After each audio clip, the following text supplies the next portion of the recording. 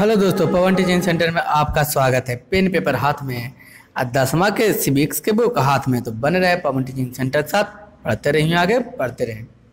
जैसा कि आपको दिखाई दे रहा, तो क्या दिखाई दे रहा है सर? जैसा कि आपको दिखाई दे रहा है जातिगत असमानताएं। कौन असमानताएं? जातिगत असमानताएं हैं। इसमें देखते हैं क्या है जातिगत असमानताएं, जिसके बारे में हम लोग क्या करते हैं, चर्चा करते हैं। तो देखते हैं, दुनिया भर के सभी समाज में सामाजिक असमानताएं और श्रम विभाजन पर आधारित समुदाय विद्यमान है। अगर देखा जाए दुनिया भर में, आप देखिएगा तो सामाजिक आधार पर ही सामाजिक क्या असमानताएं विभाजित है, यानी समाज के लिए यही सब विभाजित है। समाज के तौर तरीके ही प्रचलित है, या कह सकते हैं कि समाज के श्रम विभाजन के आधारित समुदाय बहुत फैलाव है। पूरा दुनिया में ही समाज के आधारित पर विभाजन हुआ है। भारत इसके अछूता नहीं है। कह सकते कि भारत कौन छूता? अछूता। भारत इसका अछूता नहीं है, यानी कहने का मतलब भारत में भी यह श्रम विभाजन और समुदाय विभाजन में विद्यमान है। भारत की तरह दूसरे देशों में भी पेशा का आधार वंशानुगत है। अगर देखा जाए, क्या किया जाए, देखा जाए तो भारत में भी जो पेशा है जो वंशानुगत है। वंशानुगत मतलब जिस जात से बिलोंग करता है वह वही काम करेगा। क्यों? क्योंकि उसका वंश ही वही है, इसलिए काम भी क्या करेगा, वही किसे करेगा। एक पीढ़ी से दूसरे पीढ़ी में सब मेल चला आता है। ये कारण एक पीढ़ी से दूसरे पीढ़ी में ऐसे ही मेलते चला रहा है। जैसे ग्वाला के बेटा है तो क्या ग्वाला भैंस पालता है तो वो भी भैंस ही पालेगा। किसी नाई का है बेटा तो क्या करेगा, बाल ही काटता है तो वो भी क्या करेगा, बाल ही काटेगा। यानी कहने जो मोची का बेटा है वो क्या करेगा, मोची का ही काम करेगा। यानी कहने का मतलब यह है समुदाय जातिगत, ये कह सकते हैं कि जातिगत इसी तरीके से पाया जा रहा है। पेशों पर आधारित समुदाय की व्यवस्था ही जाति कहलाती है। अगर देखा जाए पेशों पर जो भी आधारित है वह सामुदायिक व्यवस्था है, वही क्या कहलाती है, जाति कहलाती है। कौनती कहलाती है, जाति कहलाती है। यह व्यवस्था जब स्थानीय हो जाता है, कौन व्यवस्था, यह व्यवस्था कौनी स्थानीय हो जाती है, तो श्रम विभाजन, कौन जन विभाजन में कौनवादी अतिवादी लाता है। कौन लाता है, कहलाता है, जिसे हम जाति के नाम से पुकारने लगते हैं। कौन करने लगते हैं जी, तो जाति के नाम से पुकारने लगते हैं। यह एक खास अर्थ में समाज में दूसरे समुदाय में भी भिन्न होता है। अगर देखा जाए, कौन किया जाए, देखा जाए तो वे एक खास स्तर पर समाज में क्या होते हैं, इसमें विभिन्नताएं होती है। इस प्रकार के वंशानुगत पेशा पर आधारित समुदाय जिसे हम जाति कहते हैं, इसी आधार पर देखा जाए वंशानुगत में जिसे हम क्या कहते हैं, जाति कहते हैं। कौनती कहते हैं, तो सर हम के हाँ जाति कहते हैं। कि स्वीकृति रीति रिवाज से भी हो जाती है और नहीं होता है वंशानुगत, तो रीति रिवाज जो फॉलो किया हुआ है उसी रीति रिवाज से क्या करना पड़ता है, ये विस्तृत रूप में सभी बातों को क्या करना पड़ता है, फॉलो करना पड़ता है। इसकी पहचान एक अलग समुदाय के रूप में होता है। यही देखा जाता है कि इसकी पहचान कैसा होता है, तो सर इसकी पहचान एक अलग समुदाय के रूप में होता है और इस समुदाय के सभी व्यक्तियों के एक या मिलती जुलती पेशा होता है। और देखा जाए तो इस समुदाय के सभी चीज़ का एक मिलती जुलती पेशा होता है, जो एक लोग करेंगे वही सारा लोग इसका काम करेंगे। इसकी बेटियां शादी आपस में के समुदाय में ही होगा। अगर शादी भी होगा तो आपस के समुदाय में होगा, बेटा रहे या बेटी रहे। खान पान भी समान समुदाय में ही होगा। अगर देखा जाए खाना पीना के बात रहे तो भी समान समुदाय में भी रहेगा। अन्य समुदाय में इसके संतोष की शादी न तो हो सकता है और न ही करने की कोशिश करते हैं। अगर देखा जाए तो अन्य में होता है कि इसकी संतोष की शादी न तो कर सकते हैं और नहीं हो सकते हैं। महत्वपूर्ण पारंपरिक आयोजन और सामुदायिक आयोजन में अपने समुदाय के साथ एक पांत में बैठते हैं। अगर देखा जाए तो महत्वपूर्ण आयोजन में सामुदायिक आयोजन में एक समुदाय के साथ एक अपने पांत में क्या होते हैं, पात में बैठते हैं, या कह सकते हैं अपने जात में नौता भी पड़ता था। पहले अपने जात के खिलाया जाता है, वो पात के खिलाया जाता है, अपने जाति को खिलाया जाता है, एक पात में खिलाया जाता है। इस तरीक़ा से व्यवस्था हम लोग को क्या करने के लिए मिलता है, देखने के लिए मिलता है। क्या भोजन करते, एक ही पात्र में भोजन करते हैं। कहीं कहीं तो ऐसा देखा गया है, कहीं कहीं तो देखा जाए तो इस तरीक़ा से देखा गया है। तो बोल किस तरीक़ा से देखा गया है सर? तो कहीं कहीं इस तरीक़ा से देखा गया है कि अगर एक समुदाय के बेटे या बेटियां दूसरे समुदाय के बेटे या बेटियां से शादी कर लेता है तो उसे पात से काट दिया जाता है, मतलब जाति से छाट दिया जाता है। यदि एक समुदाय के लोग, एक जाति के लोग किसी दूसरे जाति से लोग क्या कर लेंगे, शादी कर लेंगे, तो जाति से क्या कर दिया जाता है, छाट दिया जाता है। अपने समुदाय से हटकर दूसरे समुदाय में वैवाहिक संबंध बनाने वाले परिवार को समुदाय में से निष्कासित भी कर दिया जाता है। अगर देखा जाए तो अपने समुदाय में भी जो है, समुदाय में वैवाहिक संबंध बनाने के लिए परिवार से समुदाय में क्या कर दिया जाता है, निष्कासित कर दिया जाता है कि ये नहीं, अभी मेरे समुदाय के नहीं, मेरे जात का नहीं है, हम जात से क्या कर दिए, निकाल दिए हैं, जात से हम छाड़ दिए हैं। इस तरीक़ा की बात देखने के लिए भी क्या होता है, मिलते हैं हमारे। कह रहा वर्ण व्यवस्था, कौन व्यवस्था, वर्ण व्यवस्था क्या है, वर्ण व्यवस्था जिसके बारे में हम लोग क्या करते हैं, जानने की कोशिश करते हैं। कह रहा वर्ण व्यवस्था जागृत समुदाय का बड़ा वर्ग है। इस वर्ग में कई जातियां सम्मिलित हैं। कह रहा वर्ण व्यवस्था है जो जातिगत समुदाय का बहुत बड़ा व्यवस्था है। इस वर्ग में कई जातियां हैं, अर्थात वर्ण व्यवस्था जाति समुदाय का पदानुक्रमण व्यवस्था है, जिसमें एक जाति के लोग हाल में सामाजिक पायदान में सबसे ऊपर हो रहेंगे तो किसी अन्य जाति समुदाय के लोग क्रमागत के क्रम में नीचे रहेंगे। अगर देखा जाए एक जाति है जो किसी अपने जाति में रहेंगे और किसी दूसरा है जो क्या किसी अन्य समुदाय में रहेंगे।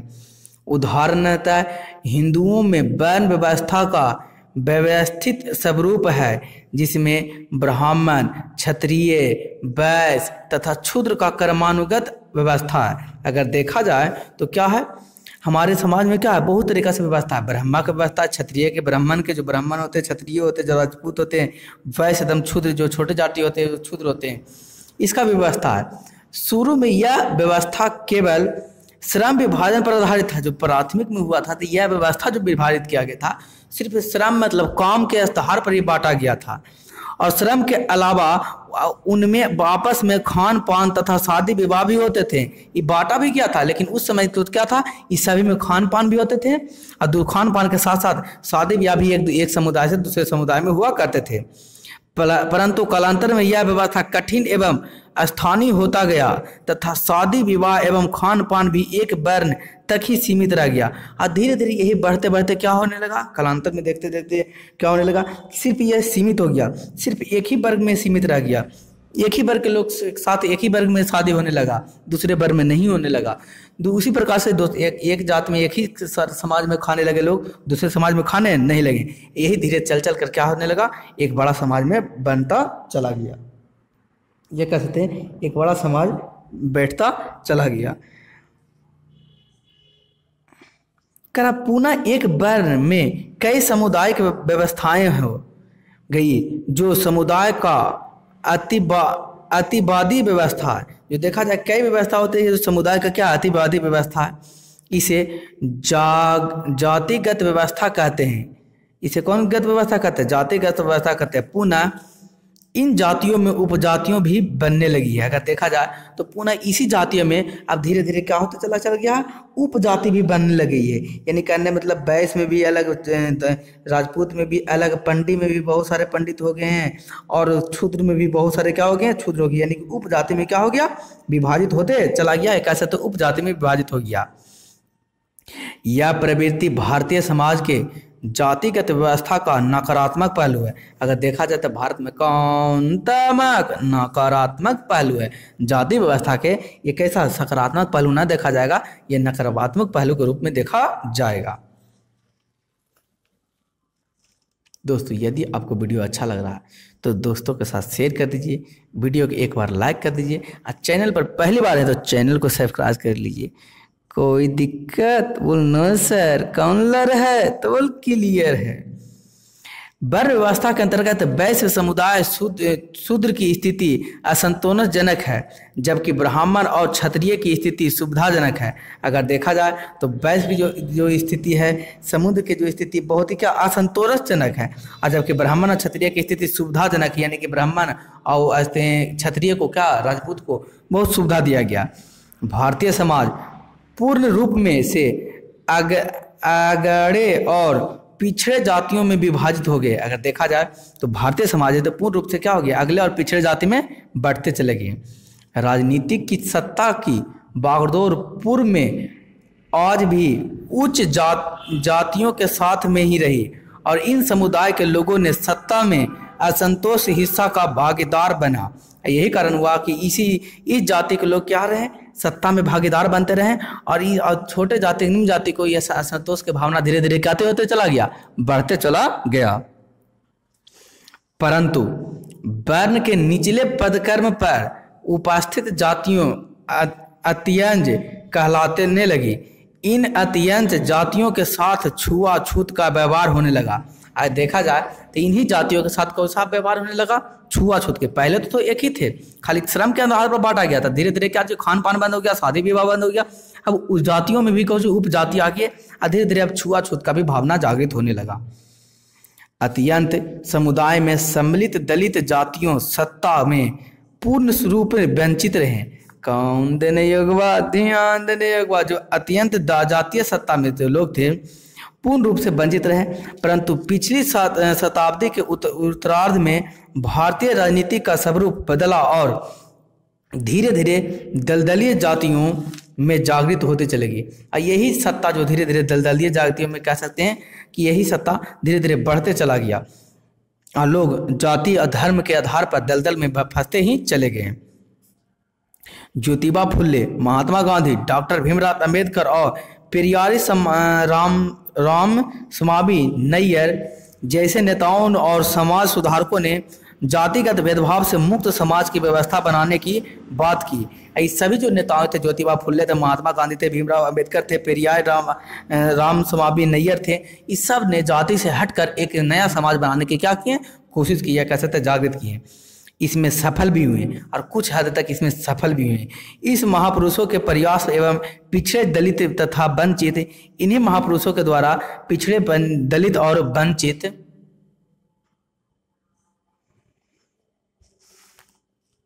समुदाय में जागृत के फलस्वरूप आधुनिक भारत में जाति संरचना और जाति व्यवस्था में भारी बदलाव हुआ। कौन बदलाव हुआ, धीरे धीरे ये समुदाय में, जाति में, भारत में धीरे धीरे क्या होता चला गया, भारी बदलाव हुआ।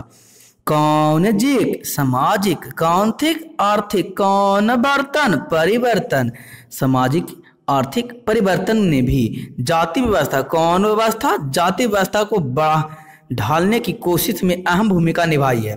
देखा जाए तो सामाजिक व्यवस्था में लोगों ने जाति को ढालने में भी एक बहुत बड़ा भूमिका निभाई है, या कह सकते अहम भूमिका निभाई है। चतुर्थांश आर्थिक विकास, साक्षरता दर एवं शिक्षा में वृद्धि, पेशा चुनने की आज़ादी तथा शहरीकरण का बढ़ावा दायरे ने भी जाति व्यवस्था को कमजोर किया है। अगर देखा जाए तो चुनाव के आधार पर जाति व्यवस्था देखा जाए, शहरीकरण का बढ़ाव देखा जाए, दायरा देखा जाए, जाति व्यवस्था को कमजोर धीरे धीरे क्या किया जा रहा है, कमजोर किए जा रहा है।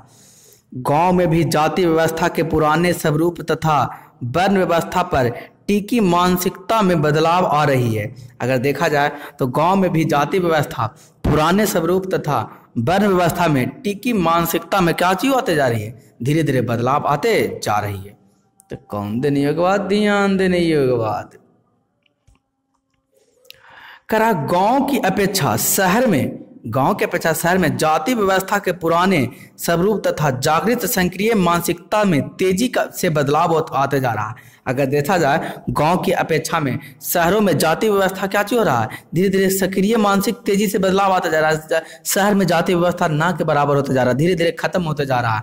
कह सकते हैं चक्रीय चतुर्भुज की तरह यही चक्र चलता रहा तो फिर शहर में क्या चीज जाति व्यवस्था एक पूर्ण रूप से खत्म हो जाएगा और गांव में ही बचेगा, धीरे धीरे गांव में भी खत्म हो जाएगा। फिर उसी तरीका जैसे पुरातन समय में न तो जाति था न धर्म था, काम के हिसाब से बांटा गया था वर्ग में, उसी तरीका से फिर से काम के आधार पर क्या किया जाएगा, बांटा जाएगा।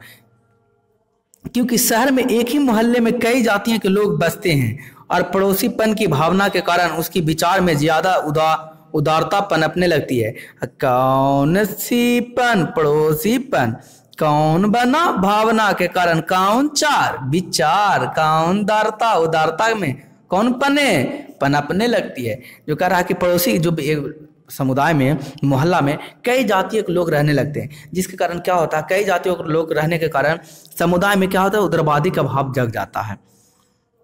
खान पान तो निश्चित रूप से ही जातीय समुदाय तथा सीमित नहीं रही, बल्कि मोहल्ले के वासियों में पारिवारिक आयोजन तथा अन्य अवसरों पर पूरे मोहल्ले में सभी व्यक्ति एक साथ एवं एक दूसरे के पात में भोजन करने से नहीं हिचकिचाते हैं। अगर देखा जाए शहर में देखा जाए तो अब लोग न तो जाति मानते हैं न पात मानते हैं, और नहीं एक साथ एक ही मोहल्ले में रहकर दूसरे जात में जाने से खाने से नहीं हिचकिचाते हैं, आराम से जाकर खाते होते हैं। अंतर जातीय एवं अंतर धार्मिक शादियों पर समुदाय में आश्चर्य नहीं होता। अगर देखा जाए तो अंतर जातीय शहर में क्या दूसरे जाति में भी शादी हो रहा है, दूसरे लोग से खान पीन चल रहा, दूसरे धर्म से भी खान पीन चल रहा, उसमें आश्चर्यजनक कुछ नहीं देखा जाता। जैसे देखा जाए होटल, ट्रेन, बस में एक साथ बैठकर सफर करने में भी किसी को कोई एतराज नहीं है। अगर बस में है, होटल में है या ट्रेन पर है, कहीं पर बैठ के एक साथ होटल में खाने पर, ट्रेन बस में बैठ के जाने पर किसी को कोई एतराज नहीं है, कोई दिक्कत नहीं है। हमारा संविधान के 3 भाग में जातिगत भेदभाव का निषेध किया गया। हमारा संविधान जो बनाया उसमें कौन भाग, 3 भाग में क्या किया, जाति पात को क्या निषेध माना गया, यानी कि आप इससे भेदभाव नहीं कर सकते हैं। कौन देने योगवाद, ध्यान देने योगवाद, कौन लर है, बोल सर क्लियर है। पूछेगा कि हमारा क्वेश्चन यहाँ से आपको बनेगा क्या आएगा, कहेगा कि हमारा संविधान में कौन से भाग में जाति भेदभाव का निषेध किया गया, तो संविधान के कौन भाग, 3 भाग में। कौन देने योगवाद, ध्यान देने योगवाद। कर आगे संविधान में प्रत्येक नागरिक को स्वतंत्रता दी गई है। संविधान में देखा गया है प्रत्येक नागरिक को, जितने भी नागरिक हैं, जितने भी भारत में रहने वाले लोग को, सबको स्वतंत्रता मिला है कि वह अपने इच्छा से पेशा का चयन कर सकते हैं। जो भी आपको इच्छा, जो काम करने में, जो भी जात के, जो भी धर्म से, उससे कोई लेना देना, जो ये काम करने में आप संलग्न है वो काम आप कर सकते हैं। संविधान में उल्लेखित जाति भावना को निषेध करने वाली व्यवस्था के अंतर्गत सरकार ने नीतियों बनाई तथा छुआछूत की भावना को आपराधिक कृत्य को घोषित किया। अगर देखा जाए तो भावना के निषेध करने वाले व्यवस्था के अंतर्गत सरकार के नीतियों ने क्या किया, इसके नीतियों ने बनाई, छुआछूत की भावना को जागृत किया, आपराधिक रीतियों को कोशिका को आपराधिक किया। इसके लिए दंड का भी प्रावधान किया गया। किसका प्रावधान किया गया, दंड का। कौन देने योगवाद, ध्यान देने योगवाद, कौन लर है, क्लियर है।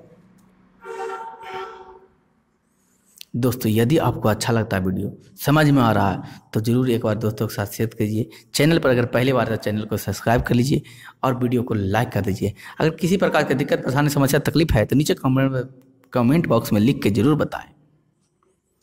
आगे की ओर चलते हम लोग। कहा फिर भी भारत में जाति प्रथा का पुनरोपण उन्मूलन नहीं हो सका। फिर भी इतना भी चीज हो गया तो पूर्ण रूप से जाति प्रथा जैसे पहले था, बिना जाति प्रथा था, उस तरीका से आज भी नहीं हो पाया। अधिकांश शादी ब्याह अपने जाति में ही होते हैं। अगर देखा जाए अधिकांश जो होता है अपने शादी ब्याह अपने ही जाति में होता है। इसे उत्तम माना गया है। इसे क्या किया गया, उत्तम माना गया है, अच्छा माना गया। स्पष्ट संवैधानिक, कौन दैनिक, संवैधानिक, स्पष्ट जो संवैधानिक, कौन दैनिक, संवैधानिक प्रावधान के बावजूद, कौन जूद, बावजूद हमारा कौन समाज में अभी कौन आत छुआछूत मान है, कौन मान है, विद्यमान है। हमारा संविधान में भी नहीं माना है, लेकिन हमारा समाज में आज भी छुआछूत क्या है, विद्यमान है। सदियों से कुछ जातीय समूह लाभकर स्थिति में है। अगर देखा जाए तो सदियों से कुछ जो समूह है जाति का, वो लाभ की स्थिति में है, इसलिए उनको तो आपत्ति नहीं है जाति से। लेकिन जो किनको जाति से आपत्ति है, जिनको नुकसान हो रहा है उस जाति में रहने के लिए, उनको तो जाति से आपत्ति होगा। तो कुछ को दबाया जा रहा है, कुछ सशक्त जातियों पहले से ही शिक्षा में अग्रणी रहे हैं, जिस कारण शिक्षा में अभी भी उन्हीं का बोलबाला है। कुछ वैसे हैं जो शिक्षा के क्षेत्र में बहुत अग्रणी रहे हैं, आज भी शिक्षा के क्षेत्र में उन्हीं का क्या है, बोलबाला है। कुछ जातियां, समुदाय, दलित जातियां अभी भी शिक्षा से वंचित है। अगर लेकिन देखा जाए तो कुछ ऐसे जातियां हैं, कुछ समुदाय ऐसे भी है आज भी शिक्षा से क्या है, वंचित है, यानी कि उनको शिक्षा मिलता ही नहीं है। एजुकेशन के नाम पर 0 सन्नाटा है। स्वाभाविक है कि पिछड़े हैं। यही कारण है कि शहरी मध्यम वर्ग से सबल जातियों समुदाय का अनुपात ज्यादा और उनमें जागृत भी ज्यादा है।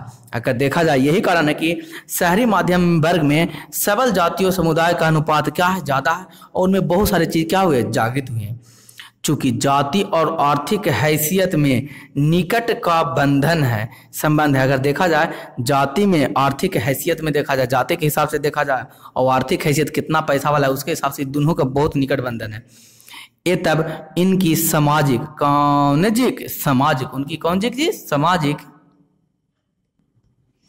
उनकी सामाजिक हैसियत भी अच्छी है। समाज में वर्चस्व है, जिनके पास पैसा दौलत उसको सामाजिक हैसियत भी अच्छा, समाज में वर्चस्व है, उनका बोलबाला चलता है। दूसरी शब्दों में कहे तो यह अति शोषित नहीं है, ये क्या, इनको ज़्यादा शोषित यह नहीं है। कि आर्थिक असमानताओं का एक महत्वपूर्ण आधार जाति भी है। जिस जाति की पहुंच विभिन्न संसाधनों पर अधिक होगा वे संपन्न होंगे, और जिनकी पहुंच इन संसाधनों तक नहीं हो पाते हैं जातीय पिछड़े अथवा वंचित हो जाते हैं। अगर देखा जाए जिनका जो पहुंच है, इन समुदाय तक पहुंच कम है, वो क्या होते हैं, अति धीरे धीरे पिछड़ा जाति के अंतर्गत चले आते हैं। पुराने जमाने में अछूता या क्षुद्र को जमीन रखने का अधिकार नहीं था। पुराने समय में अछूता जो है, क्षुद्र है, उसको जमीन रखने का अधिकार भी नहीं था। प्राचीन काल में दलित को शिक्षा पाने का अधिकार भी नहीं था। और प्राचीन काल में दलित को क्या चाहिए, शिक्षा पाने का भी, वह पढ़ लिख भी नहीं सकता था। द्वंद्व जातियों को ही शिक्षा पाने का अधिकार था। यद्यपि आज जाति पर आधारित इस प्रकार की भावना का निषेध कर दिया गया। अगर देखा जाए आज जो है, आज के प्रभावित पर देखा जाए तो इस भावना का निषेध कर दिया गया है। इस प्रकार के कृत्य और कानूनी घोषित फिर भी सदियों से जिन प्रवृत्ति ने तथा वंचित कुछ जाति समुदाय के लाभ का घाटा में रखा, उसका असर अब भी समाज में मौजूद है। अगर देखा जाए जो भी जातियों को रखा गया, उसको घाटा में रखा गया, इसका असर आज भी देखा जाता है कि कितना दिक्कत इनके पास होता है, रहने के लिए कितना परेशानी होता है। जब इनके पास ज़मीन नहीं है तो किस तरीक़ा से अपनी ज़िंदगी को व्यतीत करते हैं। इस असमानताओं को पूरी तरह तो नहीं ही मिटाया जा सकता है, बल्कि कुछ अन्य तरह से असमानताओं की वृद्धि की जा सकती है। अगर देखा जाए इस असमानताओं को पूरी तरह से मिटाया तो नहीं जा सकता है, लेकिन इसमें भी बहुत तरीका से क्या देखा जा सकता है, वृद्धि देखा जा सकता है।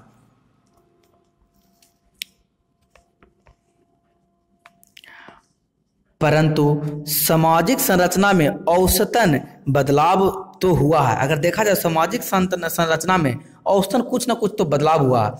जाति और आर्थिक स्थिति, पुरानी परिस्थिति अब पूरी तरह बरकरार नहीं है। अगर देखा जाए जिस तरीका से पहला पुरानी की स्थिति पहले बरकरार था, जिस तरीका से जाति पात ज़्यादा था, अब जाति पात पुरानी स्थिति धीरे धीरे से क्या होते चला जा रहा है, खत्म होते जा रहा है, बल्कि इसे बदलाव हुआ।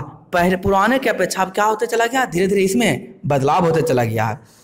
जातीय सामाजिक संरचना तथा आर्थिक हैसियत की निर्धनता की कुछ विशेषताएं जो समाज में महत्वपूर्ण भूमिका निभाती है। अगर देखा जाए जो जातीय संरचना है तथा अर्थात आर्थिक हैसियत के निर्धारण की कुछ विशेषताएं हैं जो समाज में महत्वपूर्ण भूमिका निभाती है, इस संदर्भ में कुछ निम्न बिंदुओं पर गौर किया जा सकता है। अगर देखा जाए इस संदर्भ में कुछ जो है निम्न बिंदुओं पर गौर किया जा सकता है। बोल कौन कौन बिंदुओं पर सर? तो पहला बिंदु देखिए, औसत आर्थिक हैसियत का संबंध वर्ण व्यवस्था से गहरा है। अगर औसत आर्थिक हैसियत देखा जाए वर्ण व्यवस्था से भी ज़्यादा गहरा है। वर्ण व्यवस्था जो जाति पात के भेदभाव है उससे भी ज़्यादा भेदभाव कोची है, आर्थिक हैसियत का भेदभाव है। यानी कि आपके पास पैसा नहीं है, कम पैसा, इनकम का स्टेटस कम है, तो आपको उतना ज़्यादा महत्व दिया, समाज में महत्व दिया नहीं जाएगा। आपके पास पैसा ज़्यादा है, आप कौनों कास्ट से बिलोंग करते हैं, कोई भी धर्म से, कोई भी जाति से बिलोंग करते हैं, आपको समाज में क्या रहेगा, महत्व रहेगा। अर्थात ऊंची जाति की स्थिति सबसे अच्छी है और दलित और आदिवासियों की स्थिति बदतर है। यानी कहते मतलब जो ऊंचे जात के हैं उनका स्थिति तो बहुत ही अच्छा है, और जो दलित हैं, निम्न वर्ग के हैं, आदिवासी लोग हैं, उनका स्थिति बहुत ही खराब है। पिछड़े जातियों की स्थिति मध्यम दर्जे का है, और जो पिछड़ी जाति हैं वो ना तो ऊपर है, ना तो उसका बढ़िया है और ना ही पूरा खराब है, बीच में क्या है, अटका पड़ा हुआ है। जैसे कहावत है, आसमान से गिरे तो कहाँ अटके, खजूर पर अटके, वही वाला हाल है मध्यवर्गीय जातियों का। यद्यपि हर जातियों में अमीर गरीब है, हर एक जाति में अगर देखा जाए तो हर एक जाति में क्या है, अमीर और गरीब है, परंतु निचली जातियों यथा दलित आदिवासियों में ज़्यादा बड़ी संख्या में गरीबी है। अगर देखा जाए निचली जातियों में देखा जाए और बड़ी संख्याओं में देखा जाए तो क्या है, सबसे ज़्यादा गरीबी कहाँ देखा जाएगा, निम्न जातियों में, दलित और आदिवासी जातियों में सबसे ज़्यादा गरीब मिलेगा आपको। दलितों में महादलित की स्थिति तो और भी दयनीय है। अब देखा जाए दलित में भी एक और महादलित होता है, सबसे खराब होता है, उसकी स्थिति तो और बहुत दयनीय, यानी कि बहुत ही ज़्यादा खराब है। अर्थात गरीबी रेखा प्रति व्यक्ति प्रति माह 370 रुपया ग्रामीण क्षेत्र में, यानी कि अगर प्रति माह 327 रुपया कमा रहे हैं तो आप गरीबी क्षेत्र के अंतर्गत हैं। और कुछ ग्रामीण में और 455 रुपया शहरी में कमा कर खर्च करने वाले लोग भी नीचे बस करने वाली अधिकारिका लोग दलित एवं आदिवासी में आते हैं। यानी कि एक महीना प्रतिदिन आप 327 रुपया नहीं कमा रहे तो गरीब वर्ग के लोग में आ रहे हैं, और शहर में रह रहे हैं और 455 रुपया नहीं कमा रहे तो आप भी गरीब वर्ग के लोग में हैं। अमीरों की अधिक संख्या ऊंची जाति समुदाय में है। कौन सा, अगर देखा जाए तो अमीरों, जो अमीर हैं तो आप देखिएगा जितना उच्च समाज जाति के लोग हैं, समाज के लोग हैं, उसमें सबसे ज़्यादा किसका चीज़ देखने के लिए मिलता है, अमीर देखने के लिए मिलता है। जैसे एक डाटा के द्वारा यहाँ पर क्या किया गया है, दिखाया गया है। गरीबी रेखा में निचले जीवन स्तरों पर करने वाली, गरीबी रेखा में निचले स्तर पर क्या करने वाले प्रतिशत अनुमान क्या, 1919 से लेकर 2000 के बीच में देखिए। अनुसूचित जनजाति ग्रामीण क्षेत्र में इतना परसेंट, शहरी क्षेत्र में इतना परसेंट। अनुसूचित जातियाँ 35.9% और शहरी क्षेत्र में 38.9%। अन्य पिछड़ी जातियाँ 27% और 29%। लगभग इस तरीका से क्या चाहिए, आप सभी समुदाय में क्या कह सकते हैं, यहाँ पर आपको देखने के लिए मिलता है। मुसलमान में अगड़ी जातियों में 26%, ग्रामीण क्षेत्र में 34%, शहरी क्षेत्र में। हिंदू आगड़ी जाति में, ईसाई आगड़ी जाति में, यानी आगड़ी मतलब आगे वाला जाति में, पिछड़ी मतलब पीछे वाली जाति में। आपको यहाँ देखने के लिए क्या होता है, ये डाटा चार्ट में आप देख सकते हैं। चार्ट में क्या है दिखाई दिया जा रहा है आपको चार्ट में। दोस्तों यदि आपको अच्छा लग रहा है ये वीडियो तो जरूर वीडियो को लाइक करें, दोस्तों के साथ शेयर एक बार जरूर करें। अब पहली बार इस चैनल पर हैं तो चैनल को सब्सक्राइब कर लें। बने रहें पवन टीचिंग सेंटर के साथ, पढ़ते रहिए, आगे बढ़ते रहें। अंत में मैं आपको ये कहूँगा, पढ़ लो चाहे कहीं से, प्रश्न और नोट्स बनेगा यहीं से। तो कौन देने एक बात, ध्यान देने एक बात, काउंसलर है, क्लियर है। अंत में मैं आपको ये कहूँगा, छोटे को प्यार दे, बड़े को सम्मान करें, अपना व्यक्ति इस तरीक़ा से कायम रखे कि आपके साथ रह रहे स्त्री भी सुरक्षित महसूस कर सके। अंत तक आपका वीडियो देखने के लिए धन्यवाद। बने रहे पवन टीचिंग सेंटर के साथ, पढ़ते रहिए, आगे पढ़ते रहें।